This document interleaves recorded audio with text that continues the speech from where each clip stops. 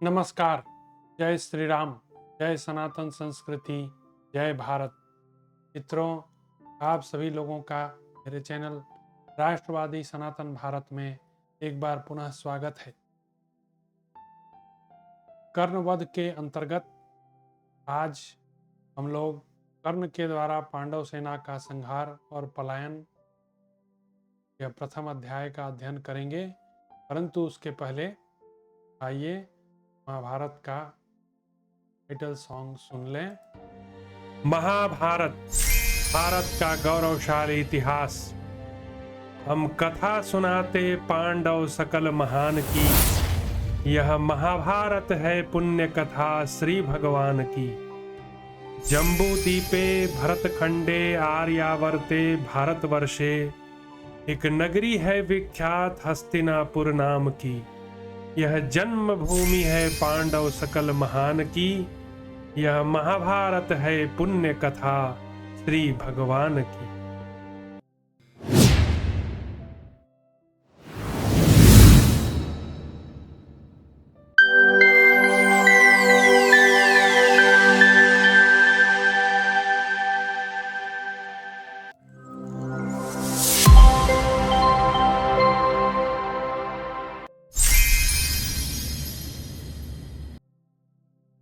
तो यह था टाइटल सॉन्ग। तो कर्ण के द्वारा पांडव सेना का संहार और पलायन आरंभ करते हैं। जैसा कि धृतराष्ट्र ने पूछा संजय से। संजय, युद्ध स्थल में भीमसेन के द्वारा जब कौरव सेनाएं भगा दी गईं, तब दुर्योधन आदि शकुनी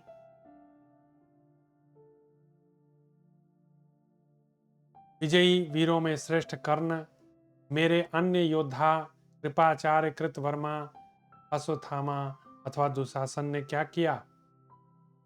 मैं पांडुनंदन भीमसेन का पराक्रम बड़ा अद्भुत मानता हूँ, क्योंकि उन्होंने अकेले ही सम्रांगण में मेरे समस्त योद्धाओं के साथ युद्ध किया। धृतराष्ट्र जो है अर्जुन से भी नहीं डरता था ज्यादा, लेकिन भीम का खौफ जो है धृतराष्ट्र को बहुत ज्यादा था। और भीम ने शपथ कर रखी थी कि उसके 100 पुत्रों का वध करेंगे। तो अभी तक जो है वे 70-80 लोगों को मार चुके हैं। 70-80 उसके पुत्रों को मार चुके हैं। जो बाकी बचे हुए हैं उनका भी काम तमाम वो करेंगे ही। आगे देखते हैं। शत्रुसूदन राधा पुत्र कर्ण भी अपनी प्रतिज्ञा के अनुसार सारा कार्य करता है। संजय वही समस्त योद्धाओं का कल्याणकारी आश्रय, कवच के समान संरक्षक, प्रतिष्ठा और जीवन की आशा था। अमित तेजस्वी कुंती पुत्र भीमसेन के द्वारा अपनी सेना को भगाई गई देख अधिरथ और राधा के पुत्र कर्ण ने युद्ध में कौन सा पराक्रम किया? मेरे पुत्रों अथवा महारथी दुर्धर्ष नरेशों ने क्या किया? संजय, यह सब वृत्तांत तो मुझे बताओ, क्योंकि तुम कथा कहने में बड़े कुशल हो। संजय बोला, महाराज, प्रतापी सूतपुत्र ने अपराह्न काल में भीमसेन के देखते देखते समस्त सौमकों का संहार कर डाला। इसी प्रकार भीमसेन ने भी कौरवों की अत्यंत बलवती सेना को मार गिराया। तत्पश्चात कर्ण ने शल्य से कहा, कर्ण मुझे पांचालों कर्ण ने कहा शल्य से कहा, मुझे पांचालों के पास ले चलो।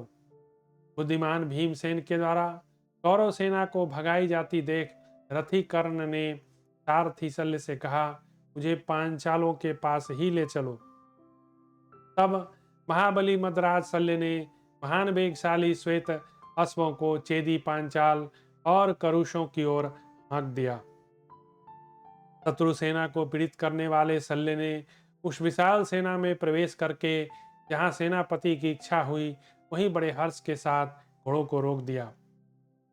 व्याघ्र चम्र से आच्छादित और मेघ गर्जन के समान घोष करने वाले उस रथ को देखकर पांडव तथा पांचाल सैनिक त्रस्त हो गए। तदनंतर उस महायुद्ध में फटते हुए पर्वत, गरजते हुए मेघ के समान उसके रथ का गंभीर घोष प्रकट हुआ। तत्पश्चात कर्ण ने कान तक खींचकर छोड़े गए सैकड़ों तीखे बाणों द्वारा पांडव सेना के सैकड़ों और हजारों वीरों का संहार कर डाला। संग्राम में ऐसा पराक्रम प्रकट करने वाले उस अपराजित वीर को महाधनुर्धर पांडव महारथियों ने चारों ओर से घेर लिया। शिखंडी, भीमसेन, द्रुपद कुमार, धृष्टद्युम्न, नकुल, सहदेव, द्रौपदी के पांचों पुत्र और सात्यकी ने अपने बाणों की वर्षा द्वारा राधा पुत्र कर्ण को मार डालने की इच्छा से उसे सब ओर से घेर लिया।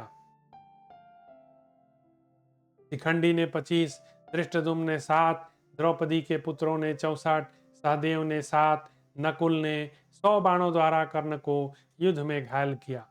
अनंतर महाबली भीमसेन ने समरभूमि में कुपित हो राधा पुत्र कर्ण के गले की हंसली पर झुकी ही गांठ वाले 90 बाणों का प्रहार किया। आर्य तदंतर क्रोध में भरे हुए कर्ण ने भीमसेन को 30 बाणों से घायल कर दिया। इतना ही नहीं, शत्रुओं को संताप देने वाले कर्ण ने 3 बाणों से सहदेव के सारथी को भी मार डाला। पलक मारते हुए द्रौपदी के पुत्रों को भी रथहीन कर दिया। बड़ा भयंकर लड़ाई कर रहा है कर्ण। भरतश्रेष्ठ, वह अद्भुत सा कार्य हुआ। महारथी सूतपुत्र ने पैने बाणों से उन सबको घायल कर दिया। भारत महाराज, यह अद्भुत पराक्रम मैंने अपनी आंखों से देखा था कि अकेले प्रतापी सूतपुत्र ने सम्रांगण में पूरी शक्ति लगाकर प्रयत्नपूर्वक युद्ध करने वाले पांडव पक्षीय धनुर्धर वीरों को अपने बाणों द्वारा रणभूमि में आगे बढ़ने से रोक दिया। कर्ण के द्वारा मारे जाते हुए पांडव सैनिक रणभूमि में उस महारथी वीर को देखते ही भयभीत हो वहां से भागने लगे। महाराज, वीर कर्ण ने बाणों द्वारा पांडव पक्ष के वीरों के मस्तक, कुंडल सहित कान, भुजाएं शीघ्रता पूर्वक काट डाली। महाराज, राधा पुत्र के धनुष से छूटे हुए स्वर्ण भूषित बाणों द्वारा समस्त पांडव महारथी घायल और आच्छादित हो गए। पांडव सेना को युद्ध से विमुख हुई देख आपके महाधनुधर पुत्र भीषण गर्जना करते हुए वहां आ पहुंचे। राजेंद्र, उस समय दुर्योधन को बड़ी प्रसन्नता हुई। वह हर्ष में भरकर सब ओर नाना प्रकार के बाजे बजवाने लगा। कर्ण ने वहां बाणों द्वारा 20 पांचाल रथियों और 100 से भी अधिक चेदीय योद्धाओं को क्रोधपूर्वक मार डाला। महाराज, इस प्रकार शत्रुसूदन महाधनुधर कर्ण शत्रु पक्ष के पैदल, घोड़े, रथ और हाथियों का संहार करके अविचल भाव से खड़ा रहा। राजन, राजा दुर्योधन, दुशासन, शरद्वान के पुत्र कृपाचार्य, अश्वत्थामा, कृतवर्मा, महाबली शकुनी ने भी पांडव सेना के सैकड़ों हजारों वीरों को संहार कर डाला। इस प्रकार कर्ण को पाकर जहां तहां पांडव योद्धाओं का संहार हुआ और महाबली भीमसेन को पाकर रणभूमि में आपके योद्धाओं का भी महान विनाश हुआ। अब अगले अध्याय में चलते हैं। अर्जुन का कौरव सेना को विनाश करके खून की नदी बहा देना और अपना रथ कर्ण के पास ले चलने के लिए भगवान से कहना तथा श्री कृष्ण अर्जुन को आते देख शल्य और कर्ण की बातचीत तथा अर्जुन द्वारा कौरव सेना का विध्वंस। संजय कहते हैं, महाराज, उस महासमर में शत्रुओं का संहार करने वाले अर्जुन ने क्रोध में भरे हुए सुतपुत्र को देखकर कौरवों की चतुरंगिणी सेना का विनाश करके वहां रक्त की नदी बहा दी।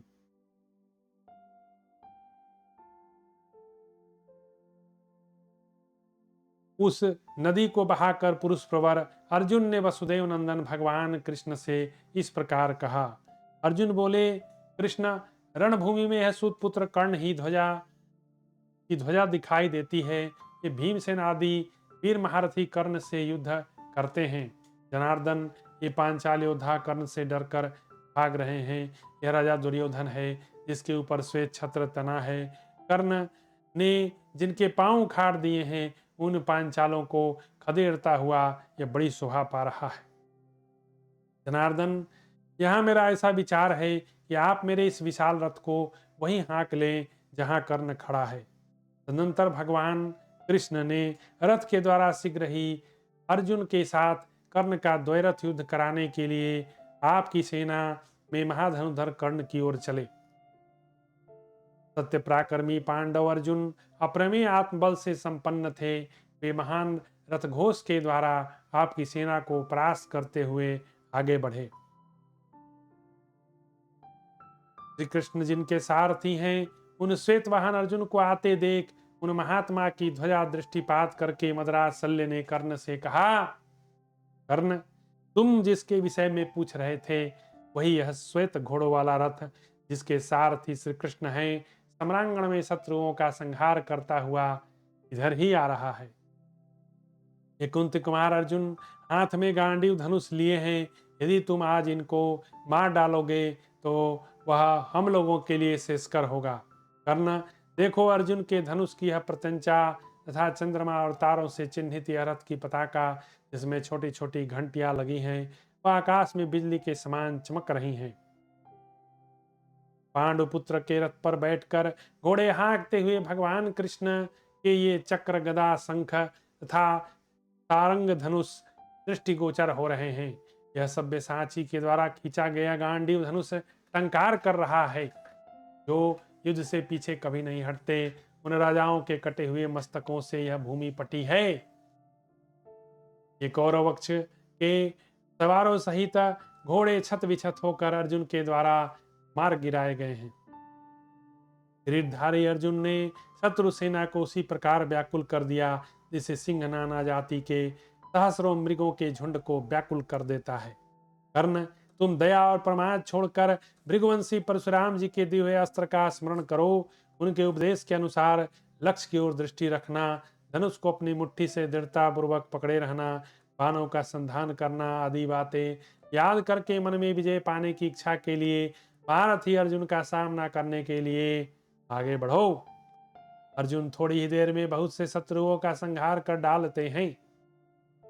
भीमसेन के पीड़ित होने से अर्जुन क्रोध में तमतमा उठे हैं, इसलिए आज तुम्हारे सिवा और किसी से युद्ध करने के लिए नहीं रुकेंगे। तुमने धर्मराज युधिष्ठिर को घायल करके रथहीन कर दिया। शिखंडी, द्रुपद कुमार, धृष्टद्युम्न, सात्यकी, द्रौपदी के पुत्रों उत्तमौजा, युधामन्यु, दोनों भाई नकुल, सहदेव को भी तुम्हारे हाथों से चोट पहुंची है। यह सब देखकर शत्रुओं को संताप देने वाले कुंती कुमार अर्जुन अत्यंत कुपित हो उठे हैं। उनके नेत्र रोष से भर गए हैं। अतः वे समस्त राजाओं का संहार करने की इच्छा से एकमात्र रथ के साथ सहसा तुम्हारे ऊपर चढ़े आ रहे हैं। इसमें संदेह नहीं कि वे सारी सेना को छोड़कर बड़ी उतावली के साथ हम लोगों पर टूट पड़े हैं। अतः कर्ण, अब तुम भी इनका सामना करने के लिए आगे बढ़ो, क्योंकि तुम्हारे सिवा दूसरा कोई धनुर्धर ऐसा करने में समर्थ नहीं है। तुम भीष्म, द्रोण, अश्वत्थामा, कृपाचार्य के समान पराक्रमी हो, अतः इस महासमर में आक्रमण करते हुए अर्जुन को रोको। चैलेंज दे रहे हैं शल्य कर्ण को। राधानंदन, तुमने जिस धैर्य से पहले अत्यंत दुर्जय विदेह अम्बष्ट, काम्बोज, नग्नाजीत था गांधार गणों को युद्ध में पराजित किया, उसी को पुनः अपनाओ और पांडुपुत्र अर्जुन का सामना करने के लिए आगे बढ़ो। कर्ण ने कहा, शल्य, इस समय तुम अपने स्वरूप में प्रतिष्ठित हो और मुझसे सहमत जान पड़ते हो। महाबाहो, तुम अर्जुन से डरो मत। आज मेरी इन भुजाओं का बल देखो। पुरुष सिंह, मैं तुमसे सच्ची बात कहता हूँ, युद्ध स्थल में उन दोनों वीर श्री कृष्ण और अर्जुन का वध किए बिना मैं पीछे नहीं हटूंगा, अथवा उन्हीं के द्वारा मारा जाकर सदा के लिए सो जाऊंगा। शल्य ने कहा, कर्ण, रथियों में प्रमुख वीर अर्जुन अकेले ही तो महारथी योद्धा उन्हें युद्ध में अजय बताते हैं। इस समय तो वे कृष्ण से सुरक्षित हैं। ऐसी दशा में कौन उन्हें जीतने का साहस कर सकता है। अब कर्ण कितना बड़ा मूर्ख था। उसे पता था कि श्री कृष्ण कोई ऑर्डिनरी व्यक्ति है नहीं, वे तो ब्रह्मांड अखिलेश्वर हैं, भगवान हैं। वे क्या नहीं कर सकते। भगवान जो हैं अजन्मा हैं, अविनाशी हैं, सबसे बलवान हैं। तो वह मूर्ख जो है कृष्ण को मारने की बात करता है। यही उल्टी बुद्धि है, विनाश काले विपरीत बुद्धि। कहाँ तो उसे भगवान की शरण में जाना चाहिए, तो भगवान को मारने की बात कर रहा है। और भगवत गीता में मुझे एक श्लोक याद आता है, उसमें भगवान श्री कृष्ण जो है कहते हैं कि 3-4 तरह के लोग होते हैं जो हमारा भजन नहीं करते हैं अर्जुन। उनमें कौन कौन है? तो भगवान कहते हैं, न मा दुष्कृतनो मूढ़ा, हैं, न मा दुष्कृतनो मूढ़ा प्रपद्यन्ते नराधमा माया अपहृत ज्ञाना आसुरी भावमाश्रिता। 4 प्रकार के मनुष्य भगवान ने बताए हैं। वे कौन कौन से हैं? जो भगवान को नहीं मानते और भगवान को मारने की चेष्टा करते हैं। उसमें पहला बताया भगवान ने दुष्कृतिनो, है ना, जिसकी दुष्ट बुद्धि है, जो मूढ़ है। मूढ़ किसको कहते हैं? पत्थर को मूढ़ नहीं कहते हैं। मूढ़ का मतलब होता है कि जो सच्चाई जानता हो, यथार्थ बात को जानता हो कि मैं यह करूंगा तो इससे मेरा विनाश हो सकता है, लेकिन वह जानबूझकर फिर भी वही कार्य करता है जिससे उसका सर्वनाश हो जाए। जैसे अभी हो रहा है इंडिया पाकिस्तान के बीच में। पाकिस्तान जो है मूढ़ बना हुआ है, उसको पता है उसके पास जो है हथियार नहीं है, तेल नहीं है। वह 5 दिन से ज़्यादा युद्ध नहीं कर रहा, पर उसके कुछ मूर्ख प्रवक्ता, मंत्री या जो भी मिलिट्री के लोग हैं आके भारत के चैनलों पर डिबेट करते हैं और भारत को धमका रहे हैं। ये मूढ़ता नहीं तो और क्या है? ये सुसाइडल है। तो उन्हें अपनी औकात बहुत जल्दी नज़र आने वाली है जब भारत उन पर आक्रमण करेगा। अभी तो कहना ही क्या है, अभी कहने से कोई लाभ नहीं है। तो मूढ़ उसको बोलते हैं। तो भगवान ने कहा मूढ़ कौन है? जो सब जानते हुए भी गलत काम करता है। तो नो मा दुष्कृत नो मूढ़ा प्रपद्यन्ते नराधमा। और भगवान कहे नरों में जो सबसे अधम है, सबसे बड़ा पापी है, दुष्ट है, हैं, उससे नीचा एनिमल भी नहीं होता है। उस तरह का अधम नर जो है, अर्जुन मेरे को नहीं मानता, मुझे पूजा नहीं करता। फिर बोले माया अपहृत ज्ञाना। माया अपहृत ज्ञाना क्या है? जितने भी साइंटिस्ट हैं, जो रियल साइंटिस्ट हैं, मैं उनकी बात नहीं कह रहा। Real scientist J they believe in God and they respect God. लेकिन कुछ मंद बुद्धि साइंटिस्ट हैं जो गॉड को भी पार्टिकल बताते हैं। गॉड इज ए पार्टिकल, ठीक है। लेकिन उन मूर्खों को पता नहीं है उस पार्टिकल के भी जो उद्गम है वे भगवान श्री कृष्ण हैं। क्योंकि भगवान कहते हैं अहम सर्वस्व प्रभव मतः सर्वम प्रवर्तते इति मत्वा भजन्ते माम उधा। भगवान कहते हैं I am the source of everything whether it is spiritual और मटेरियल। एक ही लाइन में भगवान ने सब कोट कर दिया। तो हाउ गॉड इज पार्टिकल? अरे God is the source of particle, God is not particle. तो ये जितने जो सो कॉल्ड साइंटिस्ट हैं, ये माया अपहृत ज्ञान, माया ने इनकी बुद्धि का अपहरण कर लिया है। They deny the existence of one. ठीक है। तो ये माया अपहृत ज्ञान आसुरी भावमाश्रित। एक असुर होता है जो भगवान को हमेशा मारने का षड्यंत्र करते, जैसे कि कौन था? कंस। दिन रात प्लानिंग करते रहता था भगवान कृष्ण को मारने के लिए। सोते जागते हर जगह उसको कृष्ण ही कृष्ण नजर आता था। दिन रात षड्यंत्र करता था।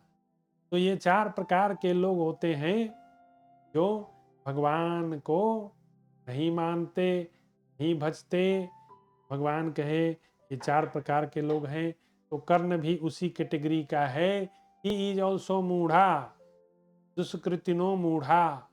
क्योंकि वह जानता है कि श्री कृष्ण भगवान है। क्योंकि श्री कृष्ण ने ही कर्ण को सच्चाई बताई कि तुम जो है राधा पुत्र नहीं, सूत पुत्र नहीं, तुम जो है सूर पुत्र हो, तुम जो है ज्येष्ठ कुंती पुत्र हो। इन सब चीजों की जानकारी कौन बता सकता है? जो सब कुछ जानता है तो वो तो भगवान है। तो उस मूर्ख को यह भी पता नहीं कि वह कितनी बड़ी गलती कर रहा है। तो कर्ण जो है शपथ खा रहा है कि कृष्ण को मार दूंगा। अरे भाई, भगवान जो है कालों के काल हैं। विभीषण ने जो है रावण को कहा कि नाथ राम नहीं नरभू पाला, भुवनेश्वर कालहु कर काला। राम जो है वह एक मामूली राजा नहीं है। राम, नाथ राम नहीं नरभू पाला। हाँ, वह एक मामूली नर नहीं है, वह भूपाल हैं, सर्वस्व पृथ्वी के मालिक हैं। उनको एक मामूली व्यक्ति समझने का गलती मत करो। और नाथ राम नहीं नरभू पाला है, और कालहु कर काला, मतलब जो समय को भी नष्ट कर दे, जो समय के बियॉन्ड चला जाए, जो समय का भी काल बन जाए, ये भगवान सर्वसमर्थ रघुनाथ जी हैं रावण। तो और तारा भी बाली को समझाती है कि तुम जो है बाली राम के शरण में चल जाओ, क्योंकि राम जो है भगवान हैं, वे सबके स्वामी हैं, उनको क्षमा करेंगे और तुम जो है उनकी शरण ले लो। तो अ, कैसे वो चौपाई है कि अ, राम लक्ष्मण दशरथ के सुत हैं अकालहु जीत सकहि संग्रामा। तारा जो है वह बोलती है कि राम और लक्ष्मण जो है दशरथ के सुत हैं और कालहु जीत सकहि संग्रामा, काल को भी संग्राम में जीत लेने का सामर्थ्य रखते हैं। तो यहाँ पे कर्ण की बुद्धि जो है दुष्कृतनो मूढ़ा, ही हैज बिकम मूढ़। तो देखते हैं आगे क्या होता है। ये रथियों में प्रधान वीर कौरव राजकुमार अर्जुन अपने श्वेत अश्वों द्वारा रणभूमि में विचर रहे हैं। ये आज मुझे मृत्यु के संकट में डाल देंगे और मुझ कर्ण का अंत होने पर कौरव दल के अन्य समस्त योद्धाओं का विनाश भी निश्चय ही है। लेकिन मन ही मन कर्ण सोच भी रहा है कि मैं मारने की बात तो कह रहा हूं, लेकिन ज्यादा पॉसिबिलिटी क्या है कि अर्जुन जो है वे मुझे मतलब कर्ण को मार डालेंगे और मारने के बाद कौरव सेना की पराजय तो निश्चित ही है, क्योंकि जहां धर्म है वहीं कृष्ण है और जहां कृष्ण है वहीं विजय है। यह तो फॉर्मूला है। जहां भगवान है वहां श्री है, विजय है, कीर्ति है। जैसा कि संजय ने आखिरी श्लोक जो है वह कहा है कि इससे धृतराष्ट्र से कि वहीं कीर्ति है, वहीं जय है, वहीं श्री है, वहीं विजय है। यह मेरा मत है धृतराष्ट्र। तो यत्र योगेश्वर कृष्ण यत्र पार्थो धनुर्धर तत्र श्री विजयो भूति ध्रुवा नितिर्मतिर्ममा। तो इस तरह से भगवत गीता के अंतिम श्लोक में संजय का जो वर्डिक्ट है वो यही है कि जहाँ सुदर्शन चक्रधारी भगवान श्री कृष्ण हैं, योगेश्वर हैं, और जहाँ धनुर्धर अर्जुन है वहीं श्री है, वहीं विजय है, वहीं लक्ष्मी है, वहीं कीर्ति है, ये सब कुछ है। तो मन ही मन मान रहा है कि मैं शायद मारा जाऊंगा। उसके मन में पूरा ये डाउट है। एक अंक पत्र युक्त अनेक बाणों से इस प्रकार हाथ में लेते हैं, बड़ाई भी कर रहा है अर्जुन का, मानो एक ही बाण हो, और उन सबको शीघ्रता पूर्वक धनुष पर चला देते हैं। वे अमोघ बाण एक कोस दूर जाकर गिरते हैं। अतः इस पृथ्वी पर उनके समान दूसरा योद्धा कौन है? और मान भी रहा है कि अर्जुन सबसे बड़े जो है वे योद्धा हैं। उन वेगशाली अतिरथी वीर अर्जुन ने अपने दूसरे साथी श्री कृष्ण के साथ जाकर खांडव वन में अग्निदेव को तृप्त किया, और अभी सब याद कर रहा है कर्ण कि अर्जुन ने क्या क्या पराक्रम किया।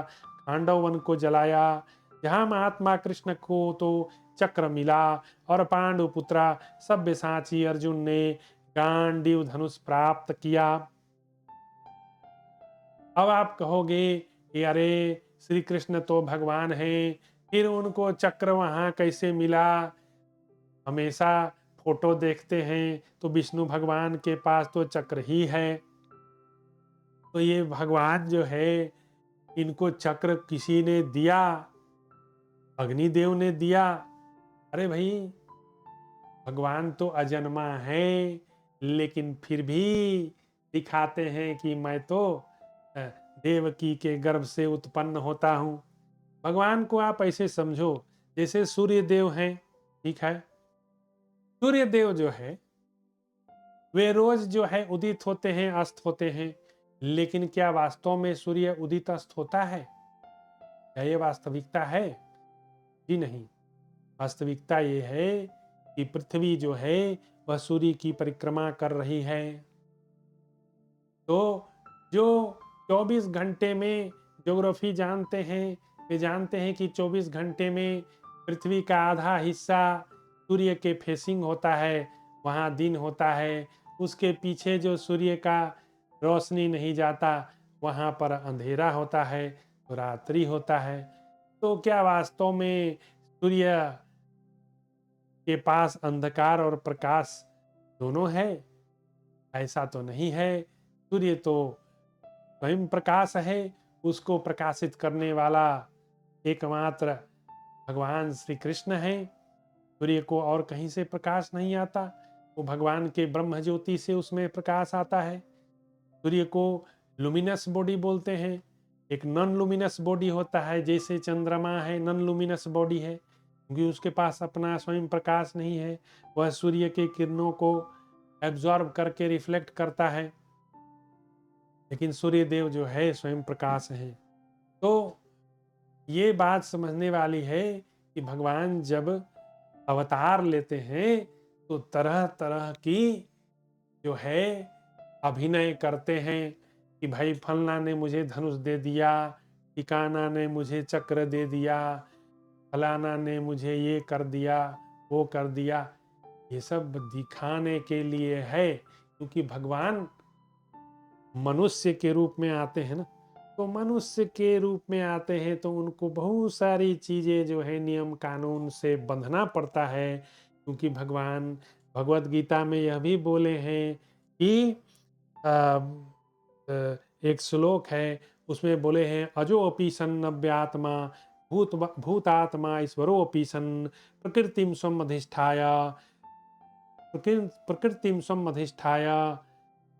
तो इस तरह से भगवान बोलते हैं कि मैं तो जगत का स्वामी हूँ, और जब मैं यहाँ पर प्रकट होता हूँ, अवतार लेता हूँ, तो अपने माया को अधीन करके, और भगवान को लोग समझते होंगे कि भगवान माया के अधीन है, कि नहीं, माया उनके अधीन है। भगवान जो है माया के अधीन नहीं है, माया के ईश हैं भगवान। तो भगवान जो है अपने माया को अधीन करके और यहाँ पर अवतार लेकर, और कुछ मनुष्य उचित जो कर्म होता है वे ऐसा दिखाते हैं कि भाई मुझे चोट भी लगती है, मैं बीमार भी होता हूँ, हैं, मैं परास्त भी होता हूँ। जरासंध कितना बार भगवान को खदेड़ा, भगवान जो है मैदान छोड़ छोड़ के, इसीलिए उनका रणछोड़ नाम पड़ गया। तो क्या भगवान रणछोड़ हैं? अरे भगवान लीला करते हैं, लीला करते हैं, इसलिए करते हैं। तो मैं आपको बताता हूँ, रामायण में एक चौपाई है, वो बहुत अच्छे से दिया हुआ है। चौपाई में क्या दिया है कि जब जब हो ही धर्म के हानि, बाढ़हि असुर अधम अभिमानी। हैं, तो भगवान जो है अवतार लेते हैं, और गीता में भी भगवान ने कहा है, दादा ही धर्मस्य ग्लानिर्भवति भारत, बाढ़हि असुर अधम अभिमानी, हैं दीदहि विप्रधेनु सुरधरनी, जाई नहीं अनीति बरनी, तब तब प्रभु धरी विविधि शरीरा, हरहि कृपा निधि सज्जन पीरा, सोई जस गाई भगत भव तरही, कृपा सिंधु जनहित तनु धरही। तो भगवान जो है जब यहाँ पृथ्वी पर आते हैं तो लीलाएं करते हैं, उन्हीं लीलाओं को हम सरीखे भक्तगण गा गा के और इस भवतरनी भवाटवी से पार हो जाते हैं। क्योंकि भगवान ने नियम बनाया है कि भाई अंत काले च मामेव स्मरण मुक्त्वा कलेवरम यह प्रयाति स मद्भावम यति नाति अत्र संशयः। अंत काल में जो श्री कृष्ण को याद करता है वह श्री कृष्ण को प्राप्त हो जाता है, इसमें कोई डाउट नहीं है, देयर इज नो डाउट। तो भगवान को याद करने का उपाय क्या है जिसे आपने देखा नहीं आंखों से, उसको कैसे याद करेंगे? वेरी सिंपल, उसकी लीलाओं के द्वारा, और क्या। तो इसीलिए भगवान लीला करते हैं। तो भगवान जो है यहाँ पर भगवान को दिखाया गया, कर्ण बोल रहा है कि उनको चक्र मिला, जैसा कि अग्निदेव ने उनको चक्र दिया। तो क्या वास्तव में अग्निदेव ने चक्र दिया? ऐसी बात है क्या? जी नहीं। अग्नि को भी उत्पन्न करने वाले भगवान श्री कृष्ण ही हैं। याद कीजिए रामायण में जब हनुमान जी जब लंका जलाए थे तो क्या बोले थे? भवानी पूछी कि हनुमान जी पूंछ से पूरा लंका जला दिए, लेकिन हनुमान जी को तो बाल भी बांका नहीं हुआ, ये कैसे हुआ महादेव? तो भगवान शिव कहते हैं, ताकर दूत अनल जही सिरजा, यही कारण सो जरा न गिर जा। हाँ, भगवान जो है शिव पार्वती से कह रहे, अरे हनुमान जी उसके दूत हैं। अनल जही सिरजा, अनल का मतलब होता है अग्नि, अग्नि का सृजन जिन्होंने किया हनुमान जी उनके दूत हैं। यही कारण सो जरा न गिर जा, उलटी पलटी लंका सब जारी, अकूदी परा सिंधु मजारी। समझे? तो बात क्या है? बात यह है कि भगवान जो है लीला कर रहे हैं, मनुष्य रूप में है, तो कुछ मनुष्य के कायदे कानून को मानते हैं, स्वयं जो है एक्सेप्ट करते हैं और कहते हैं ठीक है, लेट मी फॉलो। क्योंकि यद यद यद यद यद यदाचरति श्रेष्ठः तत्तद् देवेत्रो जना सजत प्रमाणम कुरुते लोकस्तदनुवर्तते।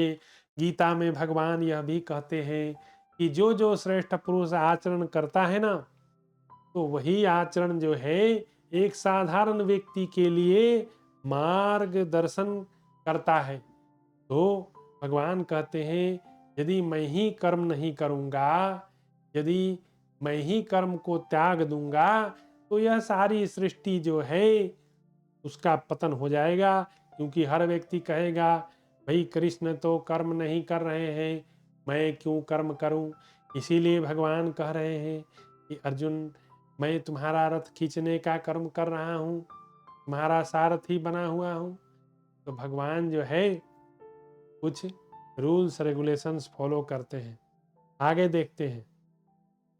इन्होंने इंद्रलोक में जाकर असंख्य काल के नामक संपूर्ण दैत्यों को 100 करोड़ दैत्यों को अकेले अर्जुन ने जो है मार गिराया था। वही काल के दैत्यों के बारे में बता रहे हैं, जिन महानुभाव ने अस्त्रों द्वारा, ये कौन गाथा गा रहा है? कर्ण गा रहा है अर्जुन के बारे में। उत्तम युद्ध करके साक्षात महादेव जी को संतुष्ट किया और उनसे त्रिलोकी का संहार करने में समर्थ अत्यंत भयंकर पशुपत नामक महान अस्त्र प्राप्त कर लिया। भिन्न भिन्न लोकपालों ने आकर उन्हें ऐसे महान अस्त्र दिए जो युद्ध स्थल में अपनी सानी नहीं रखते। इसी प्रकार विराट में एकत्र हुए सब लोगों को एकमात्र रथ के द्वारा युद्ध में जीत कर अर्जुन ने उस विराट का गोधन लौटा लिया और महारथियों के शरीरों से वस्त्र भी उतार लिए। उन वस्त्रों को उतारने में कर्ण भी शामिल था। कर्ण के भी वस्त्र अर्जुन ने उतार लिए। बड़ा सेखी बघारता था अर्जुन के सामने कर्ण, लेकिन उस विराट युद्ध में वह भी था और उसने मुंह की खाई। और जबकि उस समय अर्जुन जो है क्लीव के रूप में थे, आधा पुरुष आधा स्त्री थे, उस स्थिति में उन्होंने कर्ण को परास्त कर दिया। अभी तो अर्जुन फुल फुल जो है पुरुष अवतार में है, तो सोचने की बात है। इसी प्रकार तो शल्य इस प्रकार जो पराक्रम संबंधी गुणों से संपन्न श्री कृष्ण की सहायता से युक्त क्षत्रियों में श्रेष्ठ हैं। उन्हें युद्ध के लिए ललकारना संपूर्ण जगत के लिए बड़े साहस का काम है। इस बात को मैं जान रहा हूं। अर्जुन उन अनंत पराक्रमी उपमा रहित नारायण अवतार, हाथों में शंख चक्र और खड़ग धारण करने वाले विष्णु स्वरूप विजयशील वासुदेव पुत्र भगवान श्री कृष्ण से सुरक्षित हैं। अभी यहाँ मानने भी लगा कि भगवान श्री कृष्ण से सुरक्षित हैं। एक बार तो बोल रहा है भगवान को मार ही डालेंगे।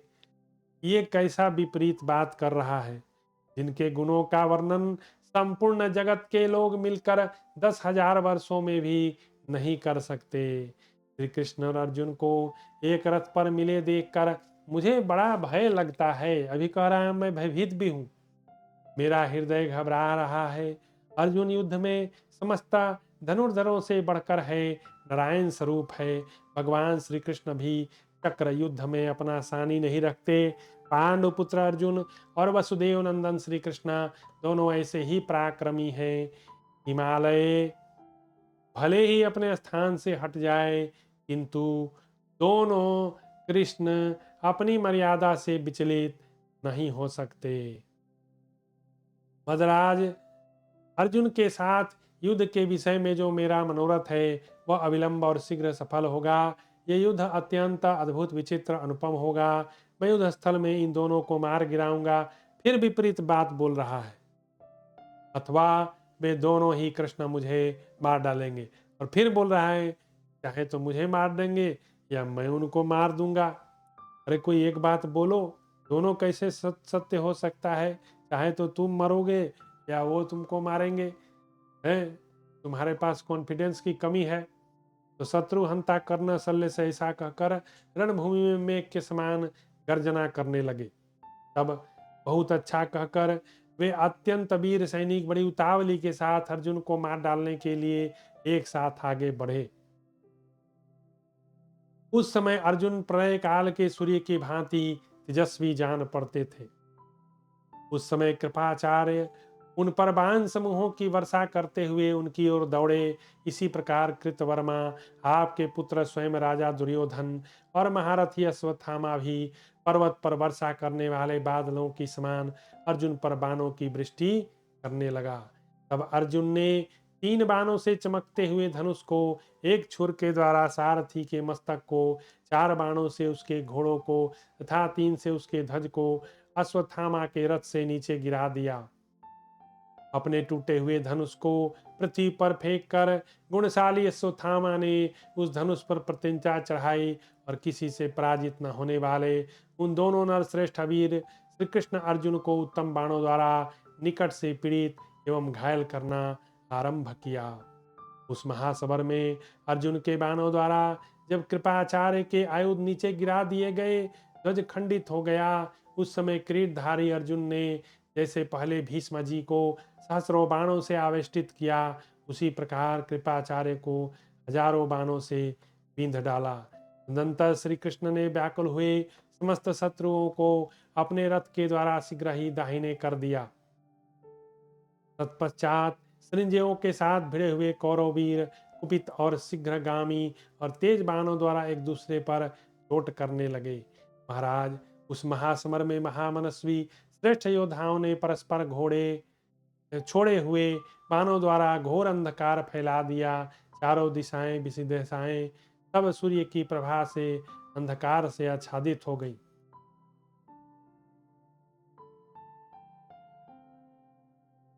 अर्जुन द्वारा कौरव सेना को नष्ट करके आगे बढ़ना।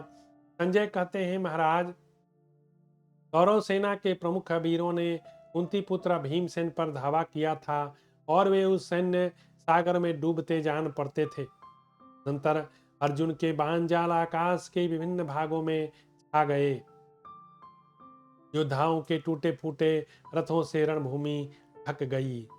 मारे गए हाथियों, मनुष्यों, घोड़ों से टूट फूट कर बिखरे हुए अनेकाएक रथों से शस्त्र यंत्र कवचों से रहित हुए युद्ध कुशल प्राण शून्य योद्धाओं, इधर उधर फेंके हुए आयुधों से अर्जुन ने वहां के मार्ग को आच्छादित कर दिया।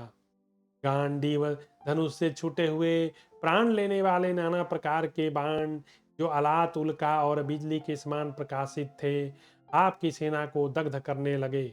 रणभूमि में उद्विग्न हुई सारी कौरव सेना महाबाहो भीमसेन को छोड़कर युद्ध से मुख मोड़ लिया।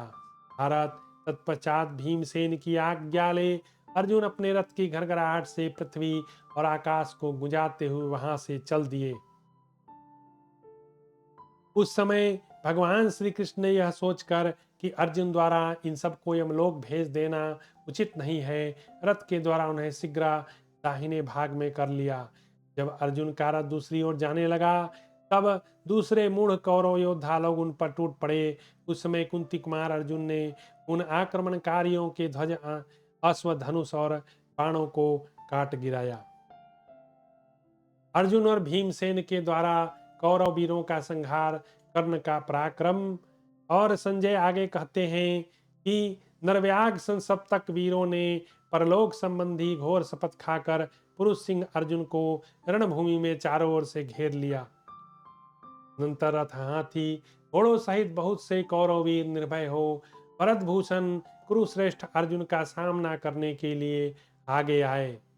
प्रजानाथ तदनंतर गांडीव धनुष की टंकार ध्वनि बड़े जोर से सुनाई देने लगी। साथ ही चिघाड़ते हुए, आर्तनाद करते हुए मनुष्यों, हाथियों, घोड़ों की आवाज भी गूंज उठी।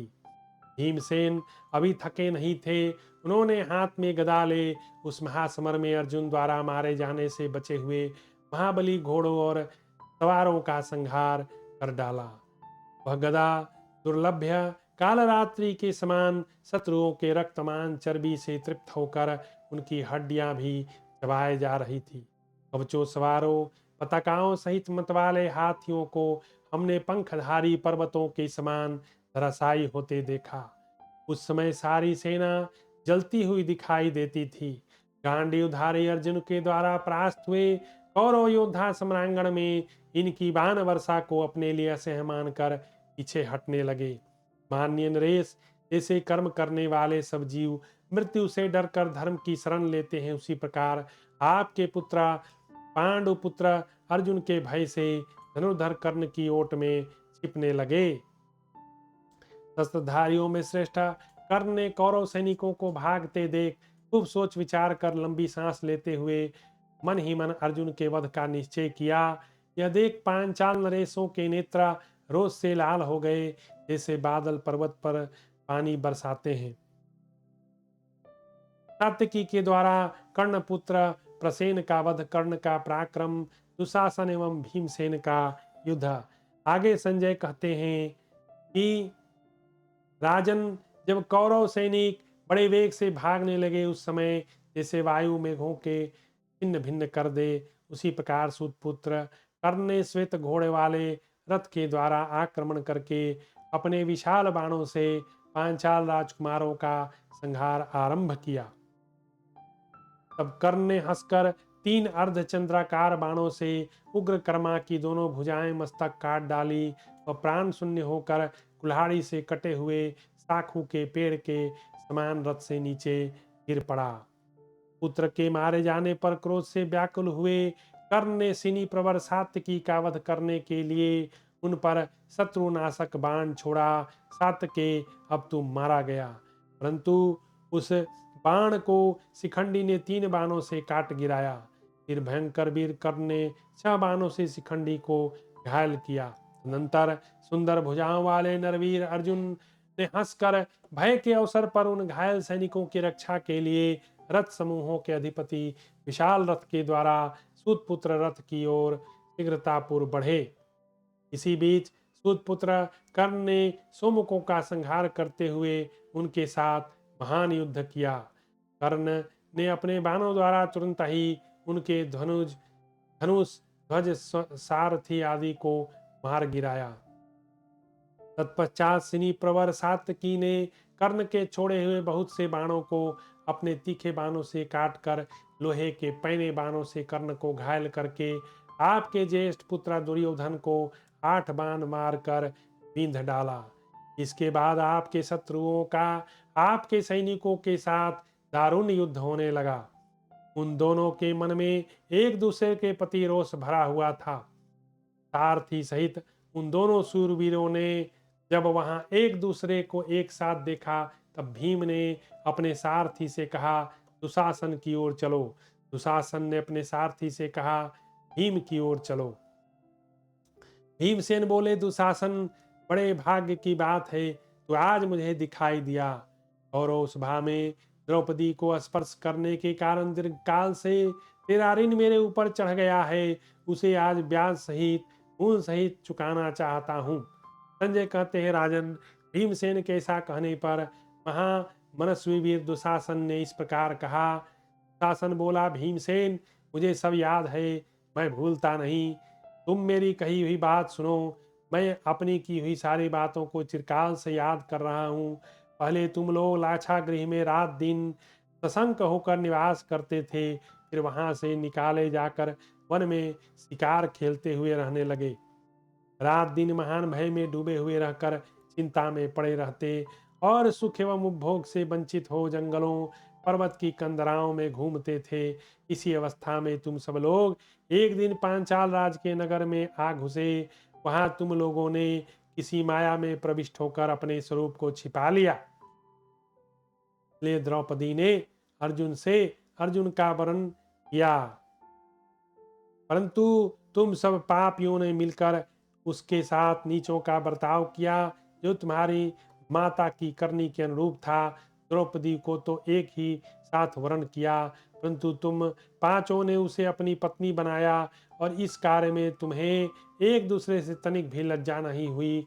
मुझे यह भी याद है, कौरव सभा में शकुनी ने द्रौपदी सहित तुम सब लोगों को दास बना लिया।